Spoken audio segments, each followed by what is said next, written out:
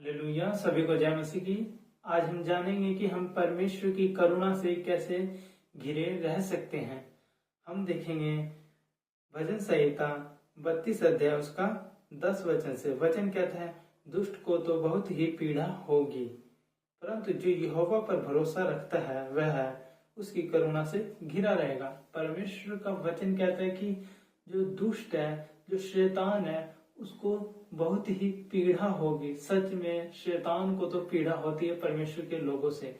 शैतान क्या होता है? जलता है वो परमेश्वर के लोगों से।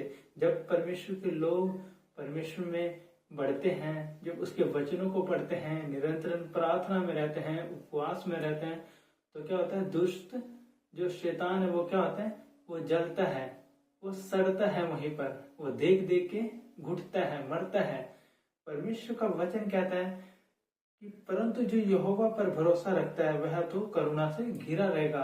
अब जो मनुष्य यहोवा पर, परमेश्वर पर भरोसा रखता है, वो परमेश्वर की करुणा से क्या करेगा? घिरा रहेगा। अब सच में अगर हमें भी परमेश्वर की करुणा से घिरा रहना है तो हमें परमेश्वर के ऊपर भरोसा रखना पड़ेगा। यदि हमारा भरोसा जब परमेश्वर के ऊपर होगा तो सच में हम परमेश्वर की करुणा से क्या करेंगे? घिरे रहेंगे। हम परमेश्वर की करुणा से घिरे रहेंगे, उसके लहू से, उसके लहू के बारे में हम घिरे रहेंगे। वो हम किस रीति से होंगे? जब हम परमेश्वर पर भरोसा करेंगे।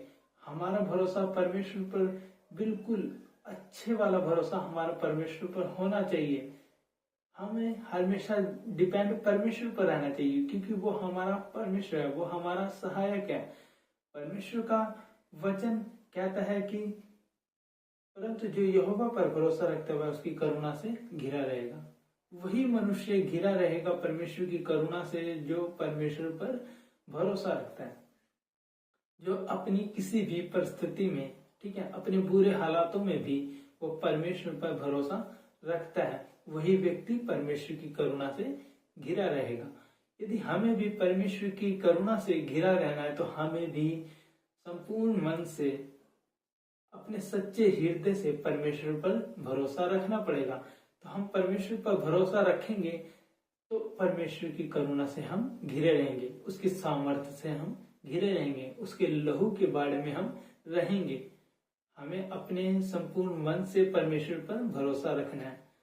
वचन आगे कहता है, हे धर्मियों, यहोवा के कारण आनंदित और मगन हो। परमेश्वर का वचन कहता है कि हे धर्मियों, यहोवा के कारण आनंदित और मगन हो। सच में हमें यहोवा परमेश्वर के कारण हमें आनंदित रहना चाहिए। हमारे जीवन में निराशा नहीं होनी चाहिए, क्योंकि हमारा परमेश्वर निराशा देने वाला परमेश्वर नहीं है। वो हमें सदा सर्वदा आनंद देने वाला परमेश्वर है।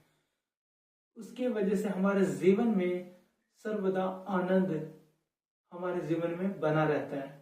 वो परमेश्वर हमें जय के उत्सव में लेके चलने वाला परमेश्वर है। वो हमें प्रतिदिन जय के उत्सव में लेके चलता है, वो महान परमेश्वर। वचन कहता है, हे धर्मी, यहोवा के कारण आनंदित और मगन हो। सच में हमें आनंदित रहना चाहिए। यदि हम परमेश्वर में हैं, हमारे जीवन में अगर आनंद नहीं, तो फिर हम परमेश्वर के उस नाम को महिमा नहीं दे रहे हैं, क्योंकि उसका वचन कहता है कि तुम हे धर्मी लोगों आनंदित और मगन रहो। सच में हमें आनंदित और मगन रहना चाहिए। हमारे जीवन में कोई निराशा नहीं होनी चाहिए, कोई ऐसे गलत काम नहीं होने चाहिए जिससे परमेश्वर निराश हो। हमें खुद भी आनंद में रहना है और हमें वो आनंद परमेश्वर को भी दिखाना है, ठीक है, ताकि परमेश्वर भी हमसे खुश हो। परमेश्वर खुश होगा, उसका धर्मी दाहिना हाथ हमारे ऊपर बना रहेगा। वचन कहता है, हे धर्मी, यहोवा के कारण आनंदित और मगन रहो। हम मगन रहना चाहिए, हम हमेशा खुश रहना चाहिए, हम हमेशा आनंद से भरे रहना चाहिए।